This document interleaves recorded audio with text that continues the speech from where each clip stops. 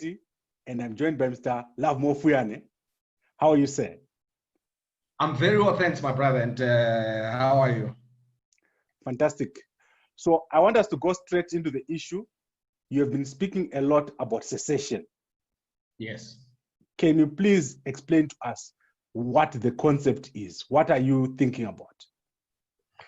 Okay, so in the context of the region of Matabeleland, there's a number of reasons why someone like myself would be persuaded that secession is the way to go.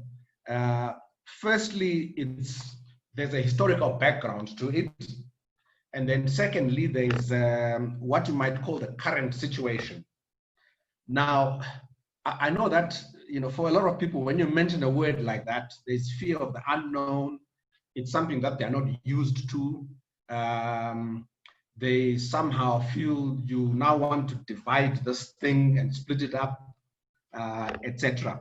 But actually, that's not really, certainly that's not my point of departure as far as secession is concerned.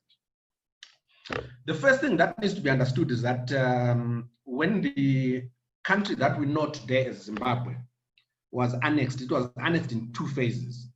The first annexation took place in 1890 when the region of Mashonaland was made into a British protectorate under the custodianship of the British South Africa Company. What then happened is in 1893, there was a war that took place between the whites who were then settled in Mashonaland with the residents of Matabeleland, who then fell under a king, King Lovemore. And then there was an enforced amalgamation of the two territories in 1894, I think, because the war happened in November 1893. What then took place is in around about 1922-23, there was a whites-only referendum where the white electorate were asked a very, very simple question. Do you want to be part of the Union of South Africa or to have statehood? And the whites, who were then predominantly of British extraction, obviously saw the dominance of the Afrikaners in South Africa. So decided, no, they wanted to go on their own. And then obviously we then saw the dynamics that took place after that with the UDI, etc., etc. So that's the sort of historical background to it. The fact that there was an illegality that took place in the amalgamation of the two states. That's point number one. The second point, which is probably more important for me today as I sit here as a man from Matabeleland, is that when I look at the structure of Matabeleland and the rest of Zimbabwe, there's something very unique about those two regions. Matabeleland is made up of 16 ethnic groups on its own, 16 ethnic groups. And by the way, among the 16, I'm counting the Shona, like yourself. I count you as a Matabele because you come from Matabeleland, as far as I'm concerned. Yeah, I don't care that your surname is Kambakwe, but you are a Matabele to me. So if you look at the structure of the rest of Zimbabwe, from an ethnic perspective, there isn't as much diversity as that. The rest of Zimbabwe, at most, I would say maybe places like the Eastern Highlands, the areas around Centenary, when you're going towards the eastern part of the country, those tend to be quite diverse. The Midlands, also a little bit diverse, but nothing close to what you get in Matabeleland. So what that means is that you will always have a lot of these minority groups that are dissatisfied about one thing or the other, but because we're a majoritarian democracy, in the ears of the majority, when you say there are these issues, there's this problem, there's that problem, you almost sound like you're making noise. It's noise. You are stoking the ghosts of Christmas past. You are taking us back to the days when there were conflicts in the 80s. Actually, that's not the case. So a region like Matabeleland, in my view, needs to be run more like a diverse constitutional democracy. Maybe the closest example that I can give you here is maybe something that looks like South Africa. There are certain aspects that I don't like about South Africa, because South Africa is a very unequal society. So that I dislike. But the manner in which they handle diversity and the multi-ethnicity that exists within that country, I think is something that we can certainly learn from, and I think would work better for a region like Matabeleland. Whereas for the rest of Zimbabwe, I think majoritarian rule, I think, is fine. I think it works very well. I don't hear too many complaints coming from different parts of the rest of Zimbabwe, except maybe I'm the unlucky one, because on my maternal side, I'm from Masvingo. Masvingo also happens to be very unequal compared to the rest of the country. But anyway, that's a story for another day. But I think Masvingo's issues can be resolved. Whereas Matabeleland and the rest of Zimbabwe, really from a structural perspective, there's always going to be that problem. The Ntebeles are always going to be seen as people that are always whining and complaining, whilst at the same time, the Matabeles will always be feeling that people are not listening to them, they're not hearing them. So that then creates that problem. To the extent that I think if we actually instituted these two different types of political systems, we could actually become very good neighbors.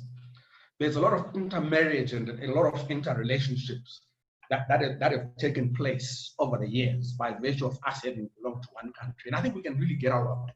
We actually can be very, very good neighbors. I mean, as they say in English, good fences make good neighbors. So that's really where I'm coming from. The unfortunate thing about talking about secession, and I've seen this a lot even in my social media posts, when I talk to people, they quickly jump to the issue of tribe. Particularly, there's a particular focus on two main tribes, Shona and Ndebele. And then I always remind people, but no, when I talk of secession of Matabeleland, or when I talk Matabeleland, if you are going to confine yourself to the binary narrative of Shona, Ndebele, you're actually doing a disservice and insulting a very large percentage, if not the majority of Matabeleland, actually. Because, like I said to you, there are 16 ethnic groups. I've had two maternal grandmothers who are Kalanga. So in other words, my father's grandmother was Kalanga. His mother was Kalanga. My grandmother's own lineage, she comes from, it's a branch of the Khoisan. They are called the Damara from Namibia. On my mother's side, my mother is Karanga, and her own mother is Sena. She's Manika, she's a Duem Tasa. They originate from Mozambique. So to me, that's really how I look at this whole mix. You will also, I think, create two very functional democracies from a tribal perspective. And this is how I'd explain it. Because in Matabeleland itself, at least as far as we know, there isn't one tribe that is completely dominant over the others. So there's no one that I think will ever feel because of their tribe they can never become president of the country, which is an issue in Zimbabwe right now. If you come from Rwanda, you have no chance of ever occupying State House. It's just it's a fact of life, right? But if you took Zimbabwe on its own and you separated it from Matabeleland, again, you don't have a majority tribe in that region. So again, leadership would be able to rotate between one time it would be Manikas, next to the Karangas, next to the Zezurus. If you try and play a tribal card, in fact, in a country that's made up like that, you would come short because all the other tribes will then gang up against you. And a similar scenario, I see playing itself out in a country that could look like Matabeleland. If you try and come there with a Nguni superiority complex, you will come short. If you try and come there with I don't know, whatever type of supremacist, whether it's Tonga or Nyanja or Nambia, again, you will come short. So we actually give ourselves a much better chance, I think, as two regions to be able to really choose the best possible leaders without the factor of tribe coming into the picture. Okay, so I'm happy with the description that you've given. Yes. So how would it practically work? Would we have to redraw the borders and put a border between Mashonaland, the Midlands, Masvingo, and Matabeleland South, North, and Bulawayo? Okay, so first of all, there's a legal framework, because there's another misconception as well. Where the moment you mention this subject of secession, people immediately, they clam up and they start thinking war, violence. But actually, there's a legal framework which can be applied to actually do this. Where what would typically happen, I don't know if you are aware, but a couple of years ago, Scotland did a referendum on whether or not to break away from the UK.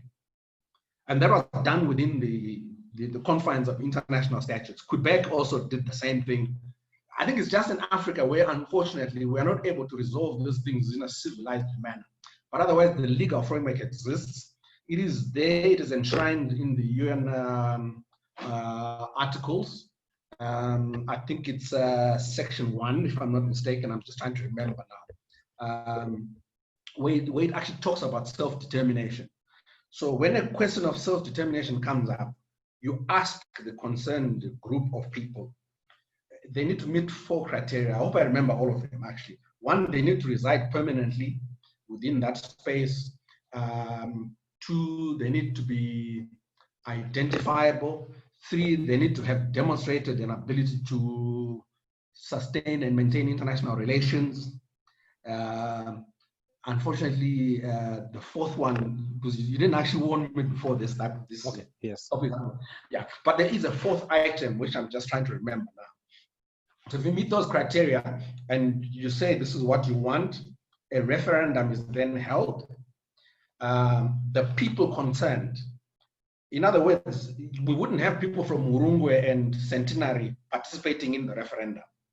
It would be done within the confines of whatever region would have defined as the new state or the anticipated new state of Matabeleland. Okay. So if we do a vote, yes, whose voters' roll are we going to use? No, in this case, I don't anticipate using the Zimbabwean voters' roll. There's something magical which the white man, for some reason, left us with, which we can actually still use today to undo the vestiges of colonialism. And it's called the ID number. What are the first 2 digits of your ID number? Mine is 08. Thank you very much. So is mine. So you and me would participate in that referendum. That's okay. how it would work. Yes. Okay, that's how I totally get how this is going to work in terms of the referendum. Yes. So in terms of the legal, in fact, the government system, yes. What kind of government do you see in Matabeleland? Okay, so again, I'm speaking from my own personal perspective. I'm not an activist or anything. I'm just an ordinary citizen with political views.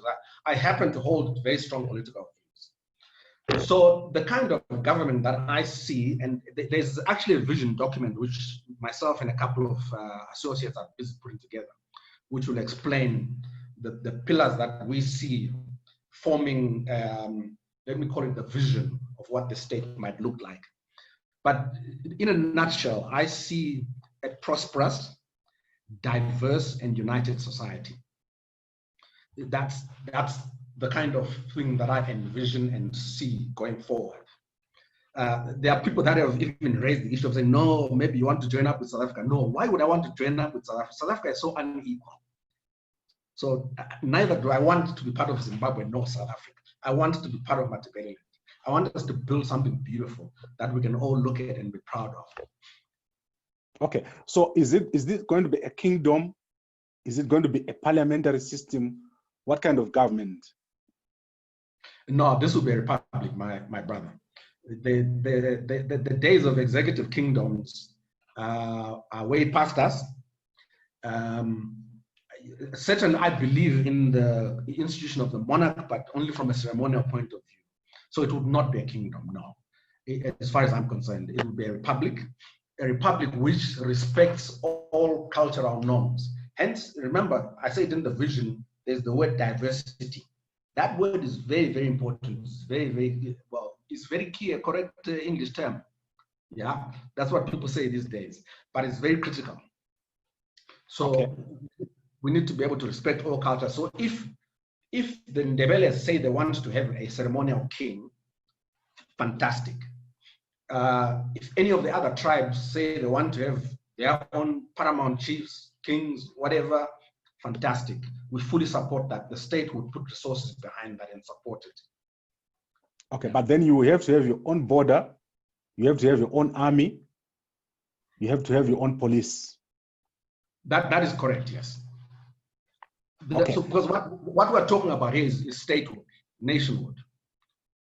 Right. Is that not where the complication will come in? Because then it means there's now a military next door to the Zimbabwean military.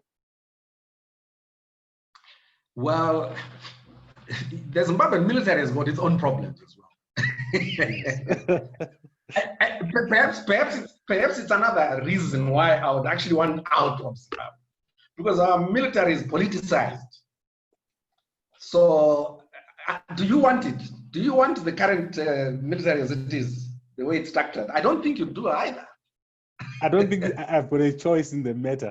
The only thing I'm saying to you is, but yes. if power really resides in the citizen, you, the citizen, in your heart of hearts, would tell me that this is not the kind of army that you want. You want a professional armed force. Yeah. But look, like I said to you, call me an idealist. I think we could actually be very good neighbors. We could live side by side, and we would meet at AU meetings. We would work together in the Africa common market free trade area. Certainly, I see us rejoining the Commonwealth. Okay, I want to take you back to a question I asked you the last time. Yes. Do you think the people of Matabeleland can come together to do something? In terms of what? In terms of something like anything. This? If you say anything, I mean, for example, Thokozani Kupe, she's won a constitutional court challenge to be made a president of the MDC. None of the Matabeleland people have supported her. And I mean none. If you go on social media, all of them are supporting Chamisa. What about a situation where you have to get a secession? Do you think that's possible? I think it is possible. Certainly, it's something that should be put on the table and the people are allowed to choose. If they choose, as Scotland and Quebec did, to remain part of the parent state, then that's also fine. Then we will just have to work within those parameters and say the people of Matabeleland have chosen to remain part of the parent state of Zimbabwe, which is fine. By the way, it will be the people's choice. But I think what you are describing, perhaps we are mixing issues.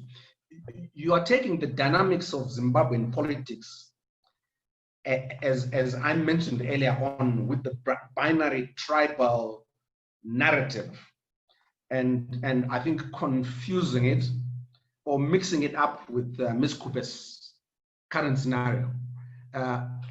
Ms. Kupe's scenario has everything to do with what Zimbabwe is, which is actually what we do not want, right?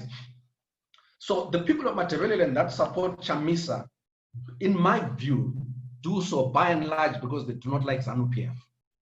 And Chamisa seems to be the most charismatic, most popular guy alternative right now to be able to remove ZANU-PF. I don't think it's so much about disliking Ms. Kupe per se. It's really what they see as the next most viable option. Now, on the question of secession, what can be worse than someone who could not ascend because of their tribe? Because that's what she's saying. She's saying she could not ascend because she's in the valley. I believe her. I believe that that is the case. Not only that, I also believe there's a bit of misogynism here. Maybe as a society, we're just not there yet as far as accepting that a woman can actually lead us. But is it not true that maybe the Ndebele people, they've accepted that they cannot be leaders in Zimbabwe? I think that's also a problem. It comes from living in a state of marginalization, in a state where you came out of something like Gukurahundi, which was really very, very traumatic. And so people choose to really keep their heads down and just get whatever crumbs they can. But actually, you know, some of these rights are inalienable. You are born with them, right? There's a very famous philosopher called John Rawls. I like reading his works a lot. He talks about the theory of justice. So there are certain things that you are born with.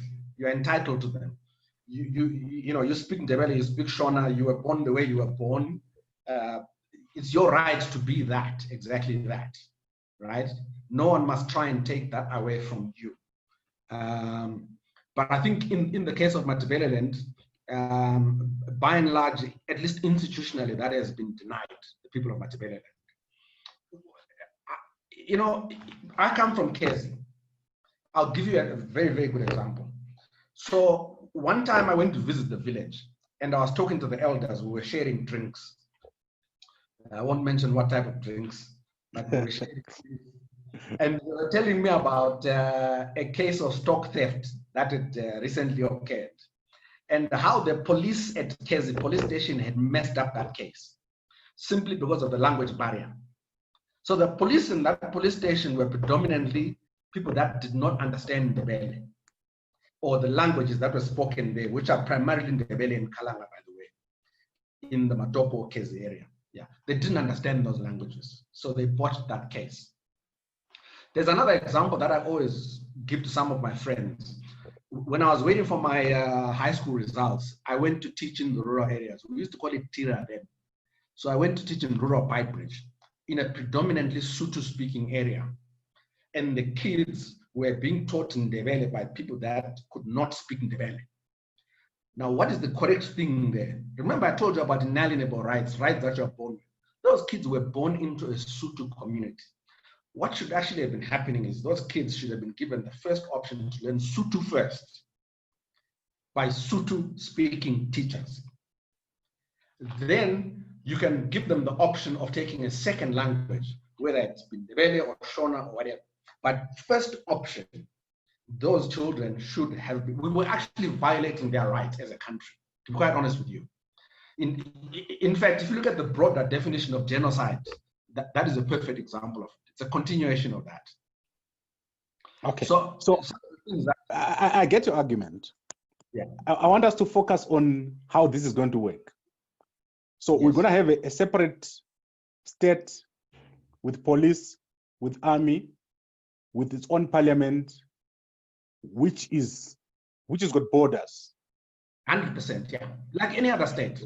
Where would the borders be? For example, according to the vision that you guys have drawn up. Okay, so I must say you've caught me unawares, but thinking off the top of my head, the region of Matabeleland, which was then under the rulership of King Lovemore, included what you call Matabeleland today, as well as the Midlands. So that is the extent thereof. Whether or not we'll be able to get all of that, I'm not sure. People may have to sit down around the table and negotiate on exactly how they do that. But certainly that is the original region that we would be making reference to when we say what was then the kingdom of Matabeleland, which we now want, in my view, I would want to see turned into a republic. Okay, we've got approximately 5 or 6 major tourist attractions in that area, which include the Vic Falls, Hwange National Park, Matopo National Park. We have the Beitbridge, a major border post. We've got the Plumtree border post. These are key infrastructure and gateways for Zimbabwe in the nation. And yet those are the poorest places in the country. I agree. Do you think the central government of Zimbabwe would agree without being forced to such an arrangement? I don't know. That question would have to be put to them. But I would hazard a guess and say, because one of the things you have to do, we will have to go to their parliament. And here's the reason why I'm saying this. We cannot just jump straight and go to the international courts. which is where I think it will actually end up. Because the first question they would ask you when you get there is, did you try and exhaust all internal remedies first? So the government of Zimbabwe would have to be engaged on this internally within the country, right? Assuming that that fails, then you take it to the next stage. And like I said to you, there's a legal framework for doing this. And, you know, when Scotland voted to remain part of the United Kingdom, people didn't vote in London, by the way, on whether or not Scotland should remain part of the United Kingdom. This choice was given to the Scots, right? And the Scots decided on their own. So whether or not someone in Chivu or in Bikita likes it or doesn't like it, if you follow international statutes and the rights of people, it has nothing to do with them. Absolutely nothing. Okay, how is this different from what Mtwakazi or Paul Swela has been proposing for the past 10 to 20 years? Look, I've never really followed Paul Swela in a lot of detail. But the impression that I get from the little that I've seen anyway, maybe he's more radical than me, I don't know. But the reasons I've given you, I don't think are exactly the same as his. I'm coming from the point of view of saying we need to build a beautiful, diverse state. And that's really my point of departure. That's where I'm coming from. From what I've heard from his utterances, I don't know if that's necessarily where he's coming from. There are different schools of thought. Some people want to say federal state, others want to restore the kingdom, others want to do what's called de-annexation, others want to do what's called restorationism. I'm simply looking at building a diverse state, which I really believe is very different from Zimbabwe and needs to be treated very differently, actually. Okay, and Mtwakazi? Those young people that abuse that beautiful name of ours. Because every time the word Mtwakazi is mentioned on social, I think I told you last time as well that these people that are using the name Mtwakazi, when they are, let me call them ethnic undertones, are not in the same school of thought as me. That's not where I come from. The original Mtwakazi looked very similar to actually what I'm anticipating now, which is this building of a beautiful state where everybody is united and diverse and prosperous. Not the other version that you always come across on social media, where whenever that name comes up, you can be guaranteed there'll be swear words coming after that. No, that's not where I come from. That's not my leaning at all. Okay, but you know why I'm asking you these questions? Yes. I want to go back to whether Matabeleland shares a similar vision. We've got a number of groups like Mtwakazi. I think there's another one called Ipejwa Zulu. I'm sure you know the groups that are there. Yeah, there's MRP, there's MLN. In the past, there was up to 2000. There was Ipejwa Zulu. There was Mhlahlo. Actually, Mhlahlo was actually a very beautiful project, by the way. It focused mainly on doing research and that kind of thing. Actually coming up with a lot of the ideas that inform a lot of us now today. I think even myself, actually, I do borrow a lot from some of the ideas in Mhlahlo. Yes, so I think the reason why I'm raising this is that you have all these groups. They share a common vision or common objective, but they've never managed to get together to advance this idea. Yeah, but again, remember, it's a reflection of the nation that we live in. Zimbabwe looms large when it comes to the politics of that whole entire sphere. And the divisions that you see in the rest of the country, Zimbabwe is actually a very divided society for some strange reason. Maybe we can all blame ZANU-PF. So some of those groups come with good intentions, Others, some of them may well be, I don't know, they could be projects. Nobody knows. What is a better way of controlling people than to divide them? A united and strong Matabeleland within the Zimbabwean electoral sphere would be very dangerous for any politician out there in a democracy, because it's a whole voting bloc. So who wants to see them united?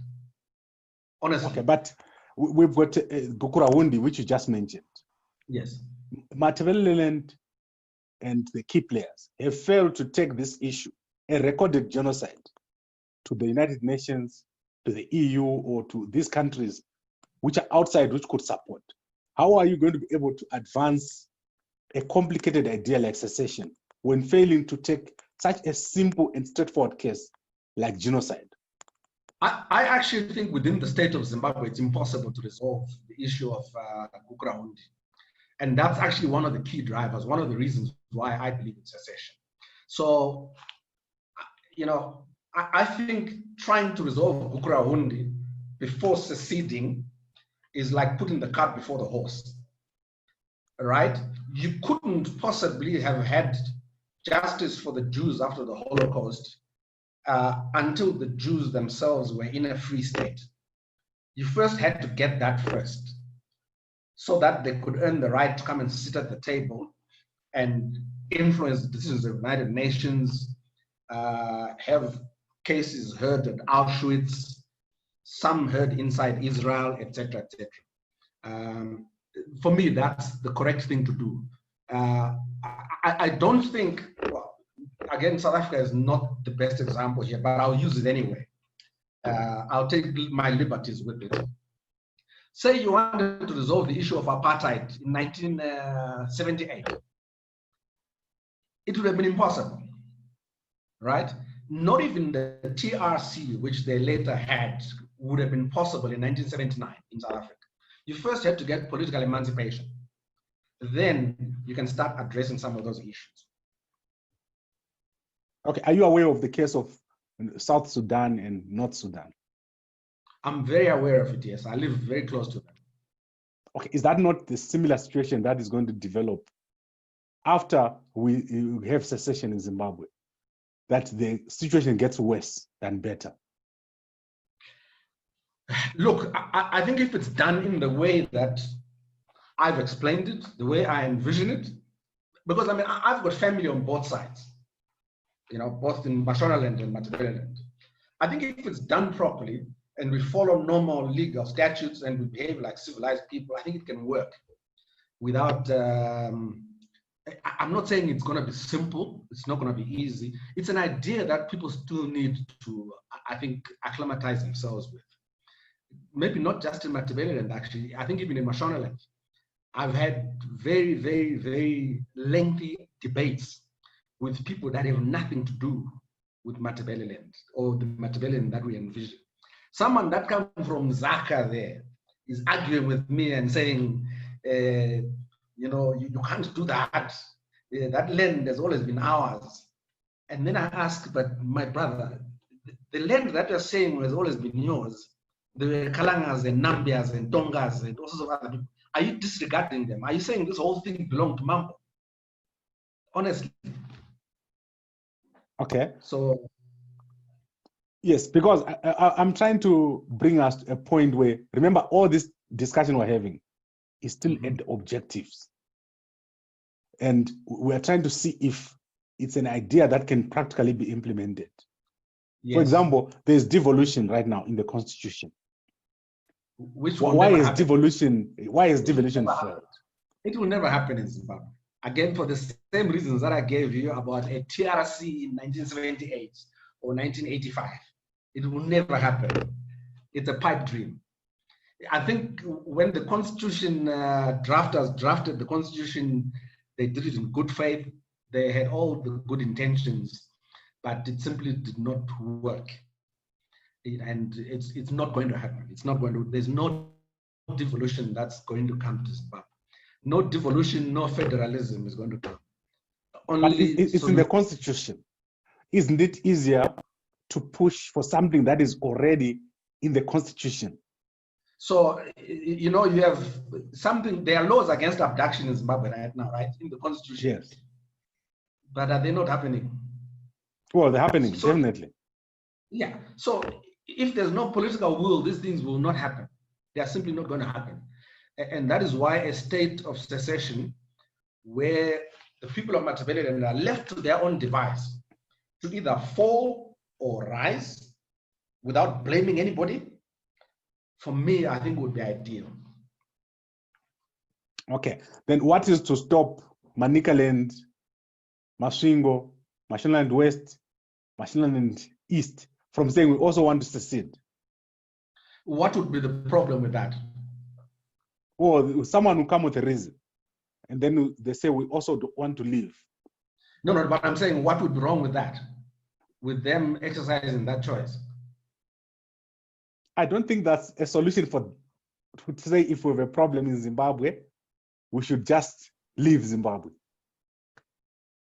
No, what I'm saying to you is, remember, it is a right that is enshrined in international statutes. Correct. Right. So, and again, I doubt the people of Manicaland would want to break away from Zimbabwe. I have serious doubts. Because from a structural perspective, remember I told you about the diversity of those different societies. They are not, you can't characterize them the same way as you would Matabeleland, in the way that I described it to you. So I don't think for them it's that much of an issue.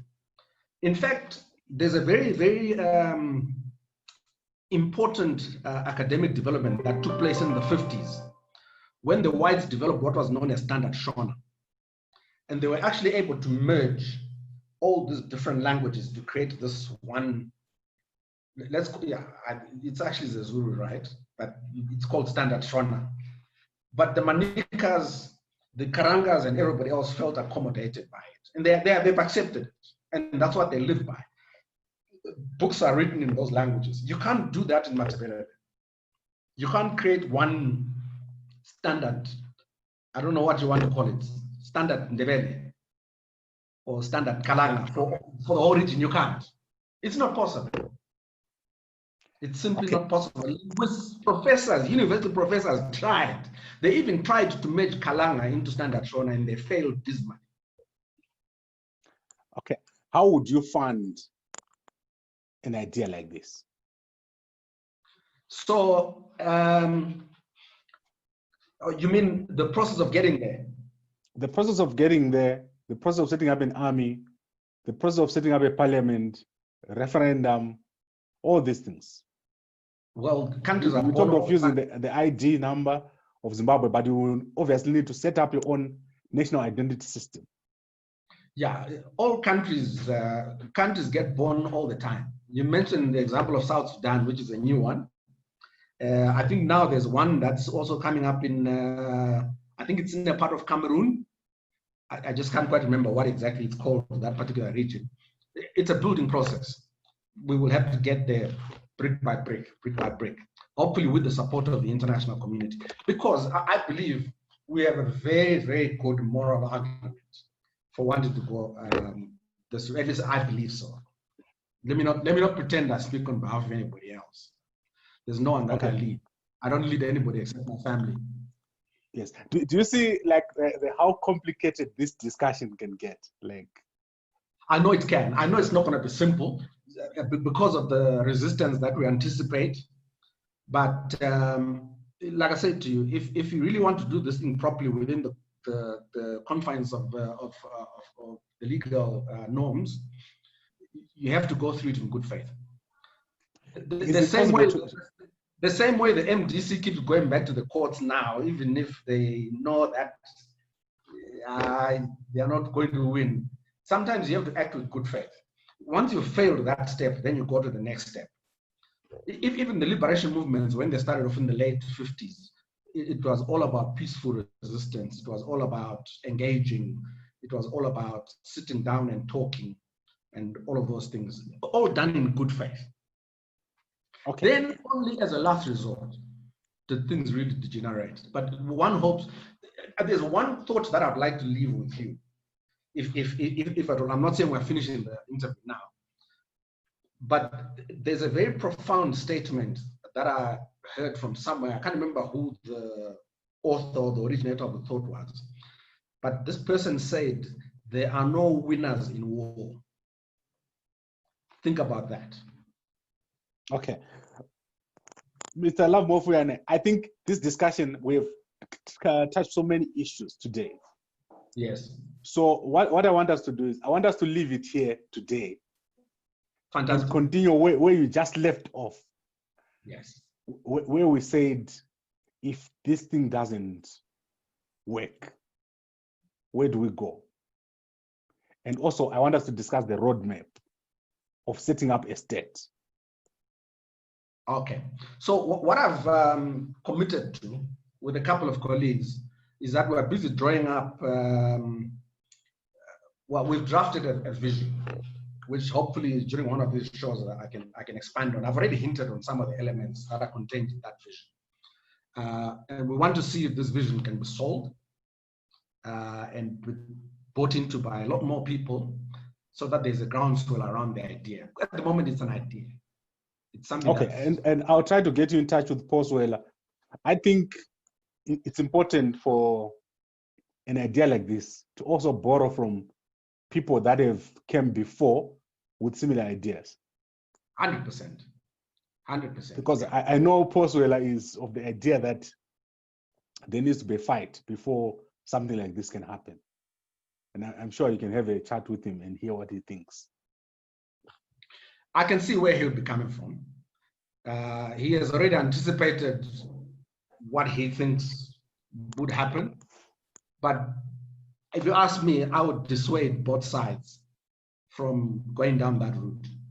This thing can be settled properly within a legal framework. The word war should not even come into it. Absolutely, right. There are no winners in war. Just remember that. Yeah. Right, that is fantastic. And I think let's end the discussion here today, and then we'll continue again next week.